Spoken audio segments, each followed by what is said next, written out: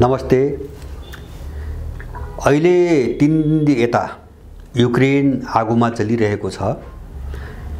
रुस र युक्रेनका बीचको जो युद्ध सुरु भएको थियो 8 अक्टोबरका दिन जो क्रिमिया पुलमाथि चाहिँ युक्रेनले आक्रमण गरेको घोषणा गर्यो, त्यसपछि यो एउटा बेग्लै खालको मोडतिर अगाडि बढिसकेको छ र यसरी तीव्र रूपमा चाहिँ यो फैलिन सुरु गर्यो कि अहिले बेलारुस र रुसका बीचमा एउटा संयुक्त सैन्य टुकडीहरू बनाउने र युक्रेनमाथि आक्रमण गर्ने तयारी, सिरियासँग मिलेर रुसले लामो दूरीको एउटा हतियारहरूसहित एउटा युद्ध अभ्यास सुरु गर्दैछ र उत्तर कोरियाले भर्खरै सबभन्दा पछिल्लो पटक परीक्षण गरेका जो मिसाइल ब्यालिस्टिक मिसाइलहरू हुन् ती सानो आकारमा चाहिँ तपाईको नोक्सानी पुर्याउने परमाणु हतियार प्रयोग गर्नको निम्ति गरिएको परीक्षण हो भन्ने घोषणा गरेको छ, अथवा ट्याक्टिकल न्युक्लियर चाहिँ हतियारहरू हुन् भन्ने उत्तर कोरियाले घोषणा गरेको छ।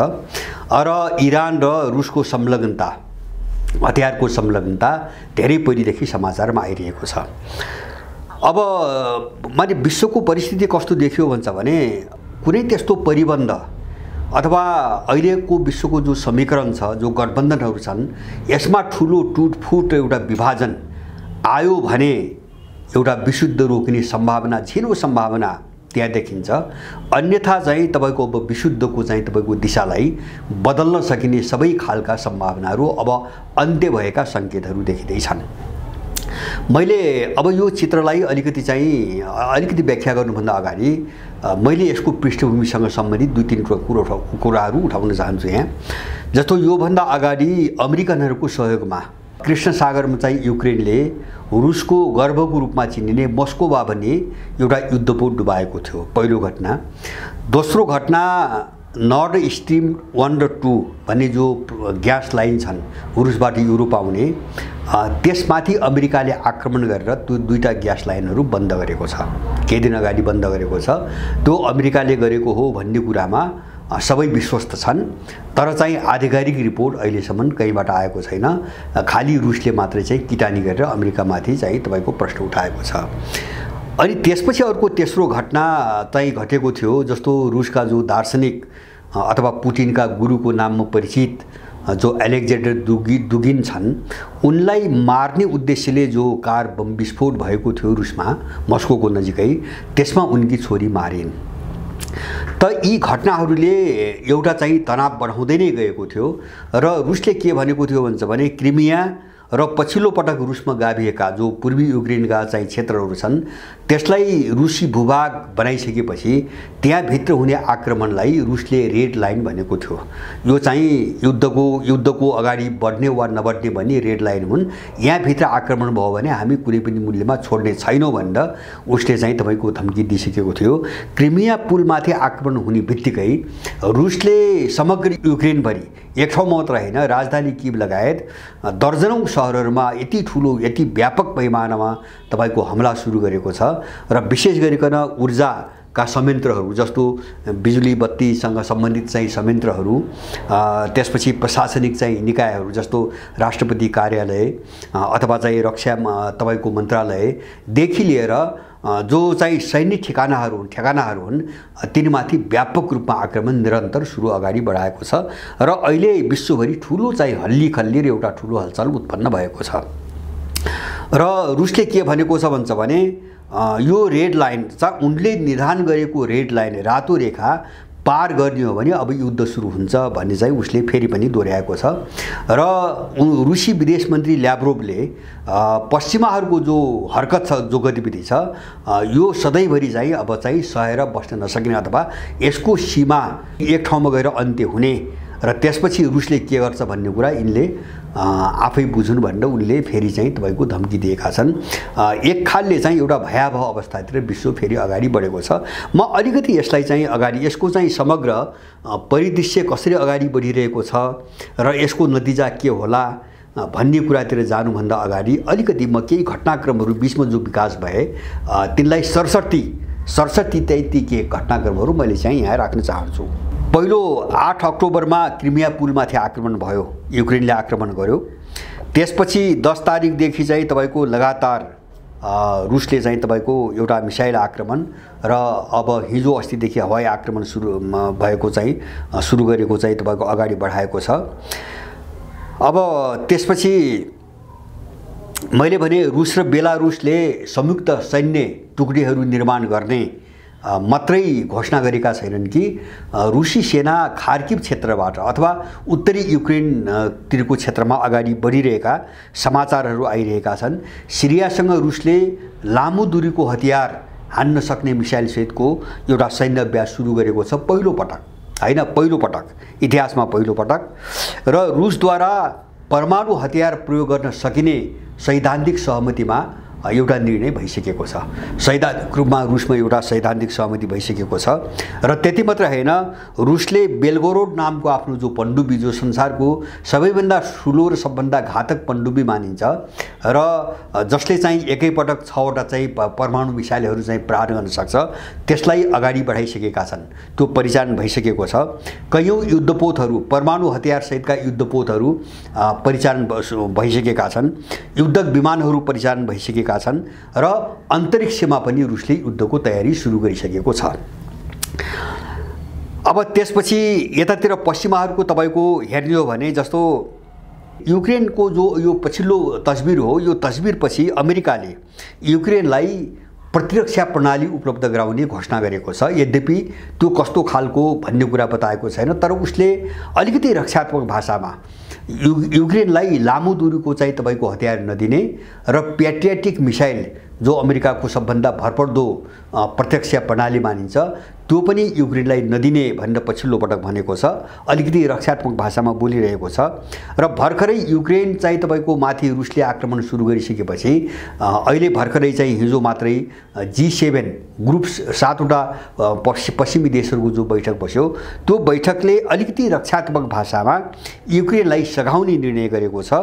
तर चाहिँ तपाईको यिनीहरूको भाषा चाहिँ अलिकति रक्षात्मक छ। युक्रेनलाई सघाउने, तर केही शर्तहरू छन्। यस्ता हतियार हामी दिन्छौँ, यस्ता हामी हतियार दिँदैनौँ भन्ने खालका शर्तहरू छन्।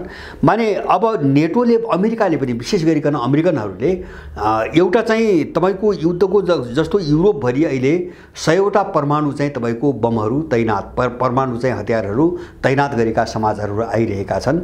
रुसले पनि आफ्नो परमाणु हतियारहरूको तैनाथीमा व्यापक रूपमा विस्तार गरेको छ।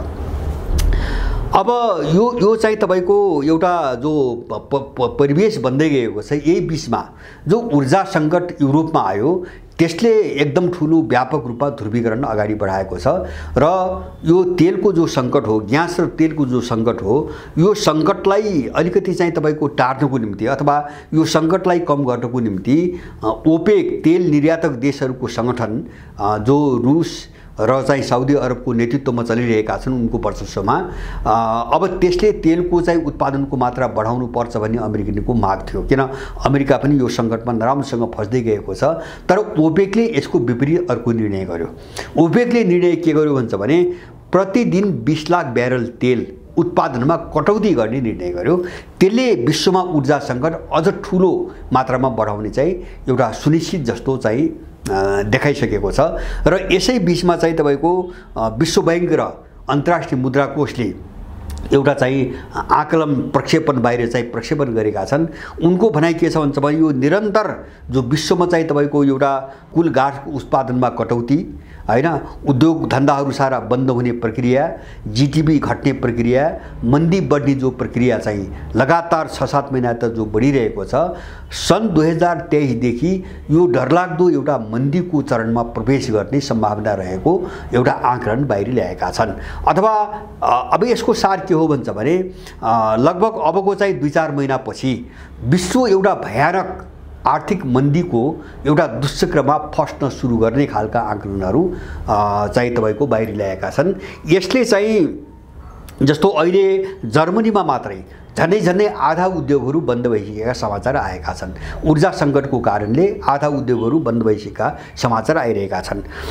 अब यसलाई चाहिँ हामीले चाहिँ अब कसरी हेर्नु पर्यो यो ध्रुवीकरणलाई भन्छ भने यो यसरी बढ्न थाल्यो कि ओपेकको निर्णयपछि, तेल उत्पादन गर्ने कटौती गर्ने निर्णय गरेपछि अमेरिकाले आफ्नो परम्परागत एउटा गुण्डाको चरित्र फेरि देखाउन सुरु गरेको छ।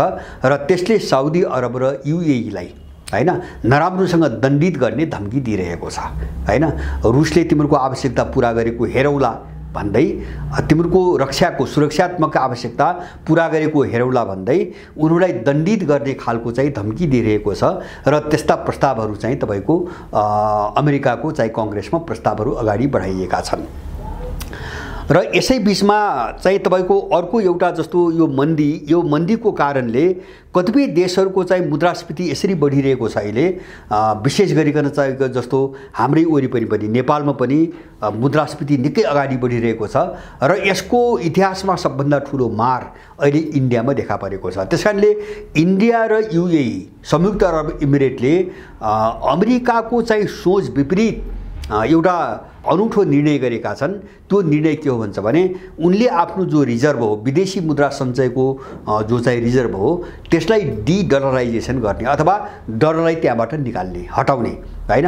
इन्डियाले पनि त्यो अभियान सुरु गरेको छ र संयुक्त अरब इमिरेटले पनि आफ्नो रिजर्भलाई डलराइजेसन गर्ने र अन्तर्राष्ट्रिय कारोबार जुन देशसँग गरिन्छ त्यो देश र आफ्नो देशको मुद्रामा गर्ने। अब यो गरिएन भने हाम्रो मुद्रास्फीतिलाई हामी रोक्न सक्दैनौँ र अर्थतन्त्र अब डामाडोल हुन्छ भन्ने निष्कर्षमा पनि इन्डिया समेत पुगेको अवस्था छ अहिले। त अब यो परिदृश्यले चाहिँ एक दुईटा चित्रहरू देखाउँछन् हामीहरू पनि, जस्तो विश्व चाहिँ तपाईको अब एउटा सुल्झन नसकिने खालको मोडमा अगाडि बढ्यो। मैले भने जस्तो पश्चिमाहरूले विशेष गरिकन अमेरिकाले युक्रेनलाई सहयोग, अब यो जो हतियारको सहयोग गरिरहेछ नि, यो जारी राख्ने हो भने युद्ध एक त विस्तार हुँदै अगाडि बढ्यो। मैले भने उत्तर कोरियासम्म गयो, उत्तर कोरिया त्यो तयारीमा लाग्यो, त्यसबाट भयभीत भएर, त्यसबाट आतंकित भएर दक्षिण कोरियाले हिजो मात्रै एउटा निर्णय गरेको छ।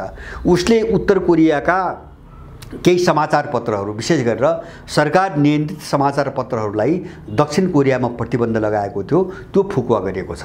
दक्षिण कोरियाले फुकुवा गरेको छ।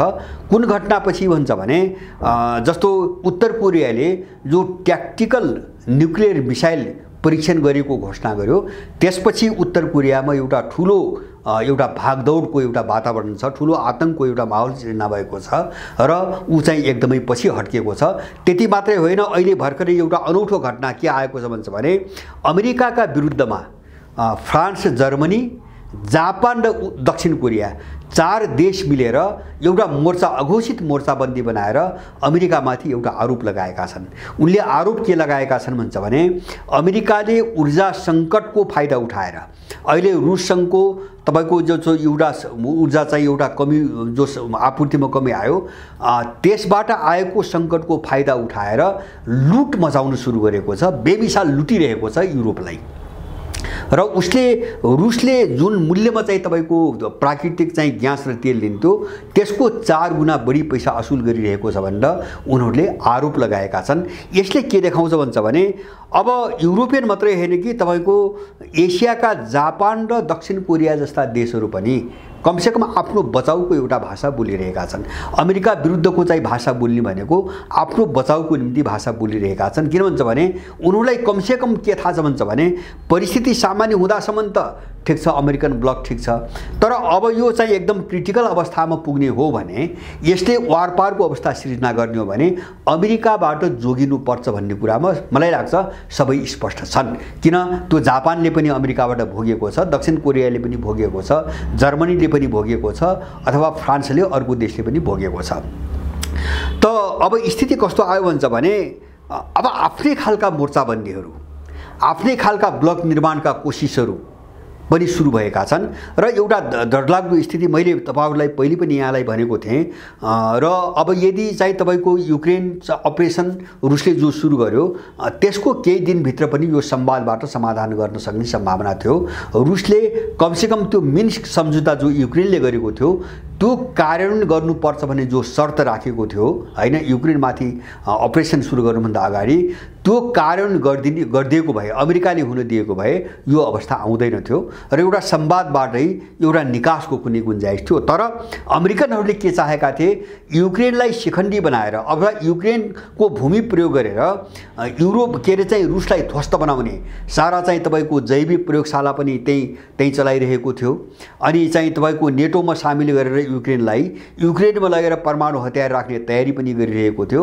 यस्ता खालका धेरै खेलहरू उसको अमेरिकनहरूको इन्ट्रेस्ट कसरी रुसलाई समाप्त पार्ने भन्ने एउटा मिसनमा अगाडि बढेको हुनाले अमेरिकनहरूले चाहिँ मिन्स्क सम्झौता कार्यान्वयन गर्न दिएनन्, जसको नतिजा आजको विश्वको तस्बिर हामीले देखिरहेका छौँ।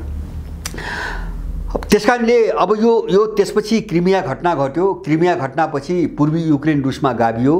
पूर्वी युक्रेन रुसमा गाभिएपछि अब न रुस त्यहाँबाट पछि हट्ने सम्भावना छ, न त तपाईको अब युक्रेन त्यो छोडेर कुनै सम्झौता गर्ने अब सम्भावना छ। अमेरिका यो बिचमा खेलि नै रहेको छ। अब यसले के देखाउँछ भन्छ भने दुनिया विशुद्धको बाटोमा गयो हैन। यसलाई अब कसैले रोकेर पनि हुन सक्ने सम्भावना छैन। पुटिनले चाहिँ युद्धको निम्ति हाँक दिइसकेका छन्। यो क्रिमिया पुलको घटनापछि जुन अहिले यो पछिल्लो घटना भयो, युक्रेनमाथि जो हमला भयो, उनले फेरि उनको रेड लाइनको कुरा दोहोऱ्याएर उनले युद्धको हाँक दिइसकेका छन्। र उनीहरूले के भनिरहेका छन् रसियनहरूले भन्छ भने युक्रेनमा लडाईँ युक्रेनसँग होइन, सिङ्गो नेटो र रुसका बीचको लडाईँ भइरहेको छ। यो अहिलेसम्म छद्म युद्ध छ, तर यो कुनै पनि देशमा यो खुला र प्रत्यक्ष युद्धमा परिणत हुन सक्छ। त्यसको निम्ति हामी तयार छौँ। रुसीहरूले बारम्बार त्यसको निम्ति आफू तयारी अवस्थामा रहेको बताइरहेका छन् र उनीहरूले के पनि धम्की दिइरहेका छन्। र त्यो धम्की मात्र होइन, त्यो पश्चिमाहरूले स्वीकार गरेको पनि कुरा हो कि रसियनहरूसँग यस्तो चाहिँ तपाईँको हतियार शैली मिसाइल छ कि एउटा मिसाइलले बेलायती द्वीप, ब्रिटिस जो द्वीप छ त्यो द्वीपलाई नै डुबाइदिन सक्छ, अथवा समुद्रमा चाहिँ 500 मिटरभन्दा अग्लो छाल ल्याएर सिङ्गो बेलायतलाई डुबाइदिन सक्छ र सिङ्गो पश्चिम अफ्रिकालाई एउटै मिसाइलबाट चाहिँ तपाईँको खातमा परिणत गरिदिन सक्छ। उनले यो पहिलेदेखि भन्दै आएका छन् र रुसीहरूसँग त्यो हतियार भएको कुरा अमेरिकनहरूले पनि स्वीकार गरेका छन्। तर स्वीकार गर्दा गर्दै सकेसम्म चाहिँ अरूलाई लडाएर मुख्य प्रतिस्पर्धीहरूलाई समाप्त पार्न सकिन्छ भने त्यो खेल खेलिराख्नुपर्छ भन्ने कुरा अमेरिकन लागिरहेका छन्। त्यसकारणले अब यो कहाँ गएर टुङ्गिन्छ, अब हामी यो दुईटा पार्ट पनि एउटा भयावह अवस्थामा गइसकेका छ। भयावह अवस्थामा जस्तो युक्रेनको पछिल्लो तस्बिर हेर्ने हो भने रुसले यो हमला अब चाहिँ मत्थर गर्ने सम्भावना मैले चाहिँ देख्दिनँ। बरु अब बेलारुस समेत थपिएर युक्रेनमाथि हमला हुने एउटा प्रक्रिया अगाडि बढ्यो। त्यो मात्र हैन, अब सिरियालाई पनि स्टेसन बनाएर रुसले आक्रमणको तयारी सुरु गर्यो। मैले अघि नै पनि भने धेरै हतियारहरू अगाडि परिचालन भइसकेका छन्। परमाणु चाहिँ तपाईको हतियारको प्रयोगको सैद्धान्तिक चाहिँ स्वीकृति भइसकेको छ। त्यो मात्रै होइन, अन्तरिक्ष युद्धको तयारी सुरु भएको छ हैन, रुसले सुरु गरिसकेको छ। र त्यति मात्रै होइन, आर्कटिक सागर, प्रशान्त महासागर र आन्ध्र महासागरमा पनि रुसले आफ्नो सैन्य शक्ति व्यापक रूपमा विस्तार सुरु गरिसकेको छ।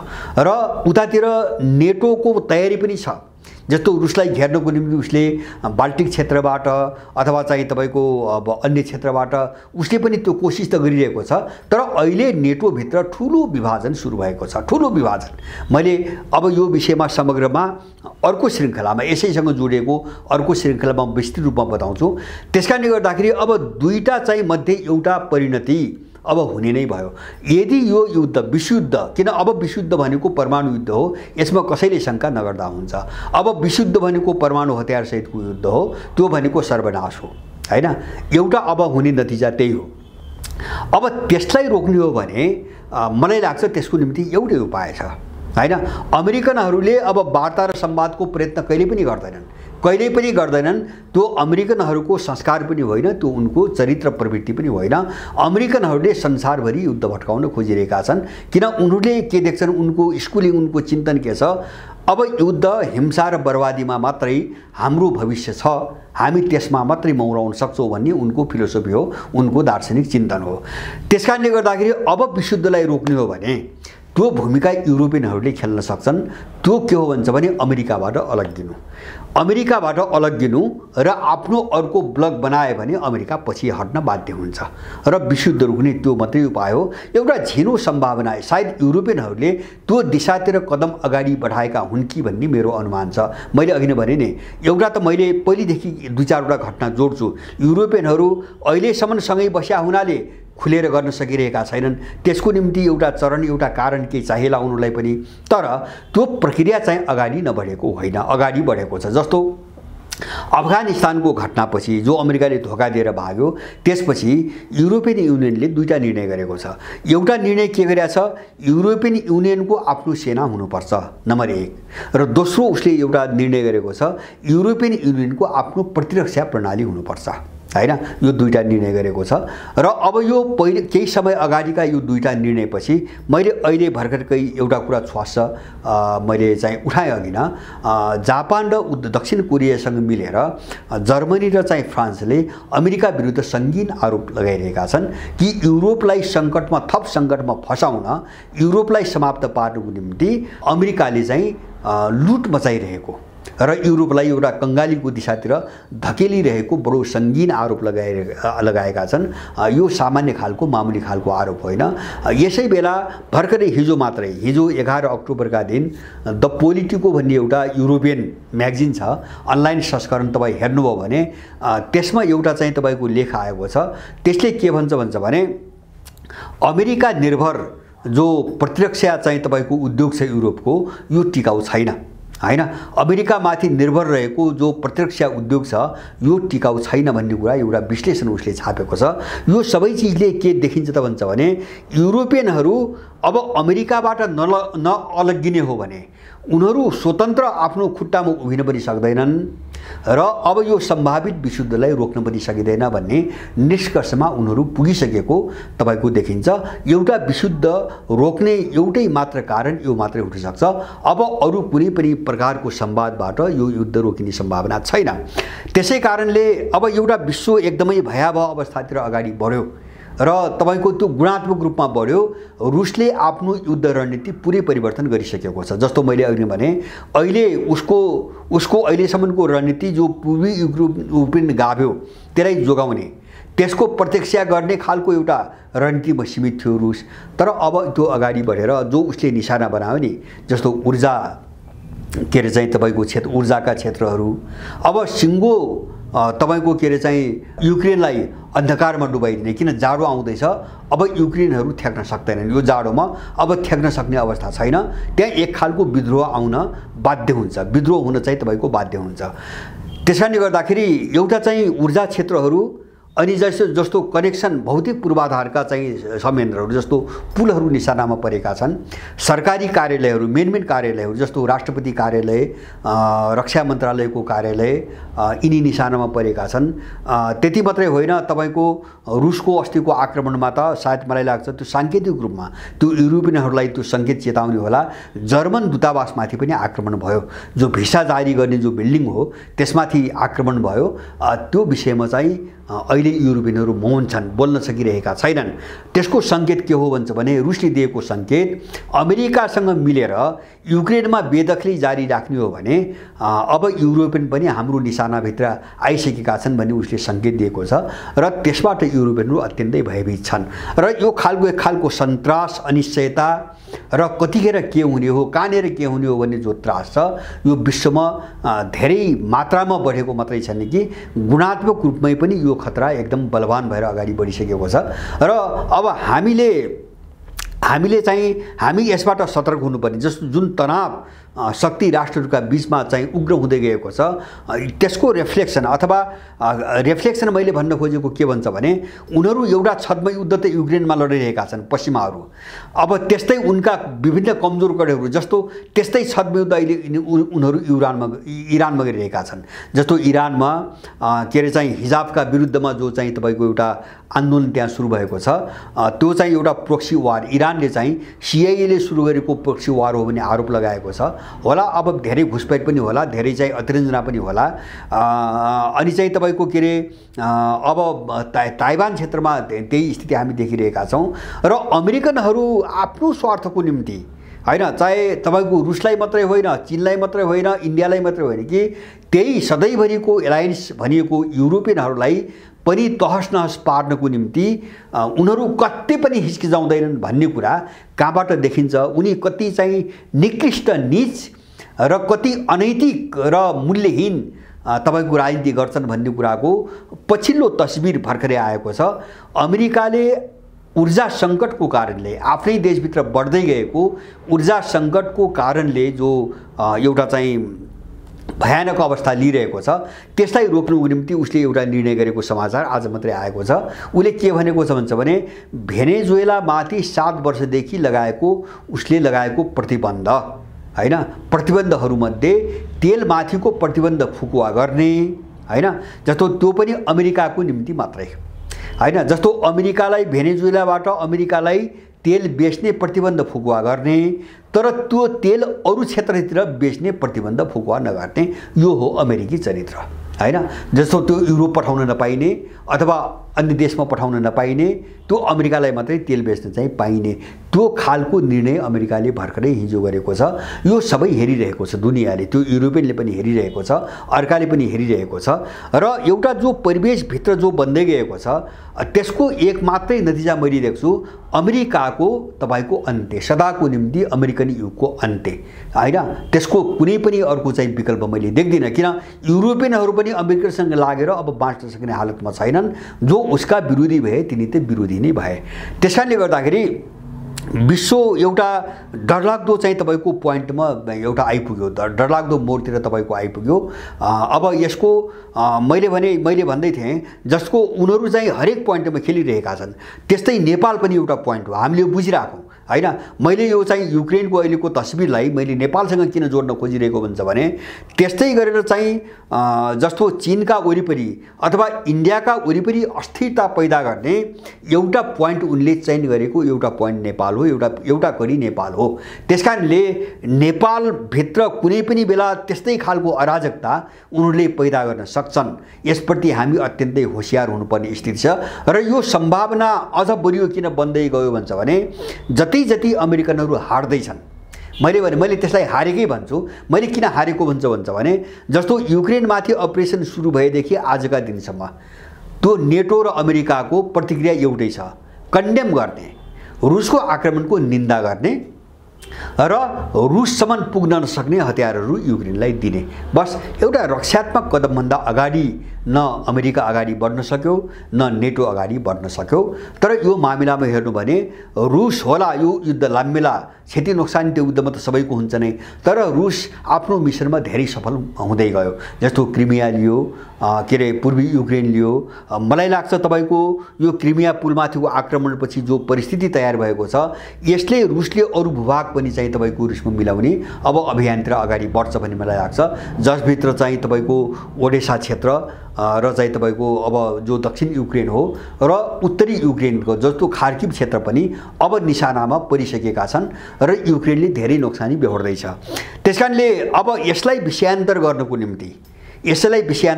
निम्ति पश्चिमा विशेष गरिकन अमेरिकनहरूले नेपालमा कुनै चाहिँ तपाईको अराजकता र अस्थिरता पैदा गर्न सक्ने सम्भावना एकदमै प्रबल छ। किन उनीहरू हार्दै गएका छन् हैन, रक्षात्मक हुँदै गएका छन् र रक्षात्मक भाषाभन्दा धेरै ठुलो कुनै पनि कदम चाल्न उनीहरू सकिरहेका छैनन्। अब यस्तो घुर्की त जसले पनि दिइरहेको छ, सानोले ठुलोलाई पनि दिन्छ, ठुलोले सानोलाई पनि दिन्छ, तर एक्सनमा उत्रन उनीहरू सकिरहेका छैनन्। त यसबाट उत्पन्न जो आक्रोश हो हैन, जस्तो घाइते बाघ भन्छ नि हैन, त्यो बढी हिंस्रक हुन्छ र त्यसले उही बिरालाको कथा भन्छन् नि हैन, बिरालाले चाहिँ के अरे चाहिँ असहाय भएको उपाय नलागेको बिरालाले चाहिँ खाँबोलाई चिथोर्छ भने जस्तो हैन, बाटो नपाएको बिरालोले खाँबोलाई चिथोर्छ भने जस्तो अब युक्रेनतिर नसकेर ताइवानतिर नसकेर अमेरिकाले नेपाललाई चिथोर्न सक्छ। यसप्रति हामी एकदमै सजग हुन जरुरी छ र युक्रेन सङ्कटको कुरा गर्ने हो भने मेरो यहाँहरू सबैलाई, किन हामीले पनि आफ्नो ठाउँबाट आवाज उठाउनुपर्छ, यसको निम्ति यदि कोही जवाबदेही छ भने त्यो एक मात्र नेटो हो। यसमा कसैले पनि भ्रम पाल्नु हुँदैन। किन भन्छ भने यो स्थिति आउन नदिनको निम्ति रुसले दुईवटा एउटा सम्झौताका निम्ति ड्राफ्ट पठाएको छ नेटोलाई र अमेरिकालाई। खिल्ली उडाएर कसले के गर्न सक्छ भन्ने थियो उनीहरूलाई, हामीलाई कसले के गर्न सक्छ भन्ने थियो, खिल्ली उडाएर फ्याँके। उसले अल्टिमेटम दियो, मिन्स्क सम्झौता लागू गर्ने अन्तिम म्याद 22 फरवरीका दिन थियो। त्यो म्यादसम्म उसले अल्टिमेटम दियो, त्यसलाई पनि खिल्लीमा उडाए, उनले हाँसेर उडाए अनि जेलेन्स्कीलाई प्रयोग गरे। निरुपाय भएर हैन, कुनै पनि बाटो अगाडि बढ्ने सम्झौताको कुनै पनि गुन्जाइस नभइकन मात्रै रुसले त्यो हात हालेको। यदि हाल्दैन थियो भने जुन स्वरूपमा छ त्यो स्वरूपमा रुस जान्थ्यो। त्यो दुनियाँले बुझेको छ आज, हैन? युक्रेन जुन हालतमा छ यो हालतमा रुस जान्थ्यो, किन भन्छ भने रुस चौतरी घेराबन्दीमा फसिसकेको हुन्थ्यो। त अब अमेरिकनहरूको जो रणनीति हो त्यसप्रति हामी सजग हुन जान्छ र युक्रेन घटनालाई हामीले एकदमै नियालेर हेर्नमा एकदमै चाहिँ जरुरी छ भन्ने चाहिँ मलाई लाग्छ। मलाई यो दिशातिर यहाँहरू सबैको ध्यान जाओस् भन्ने विशेष आग्रह छ। हस्, धन्यवाद।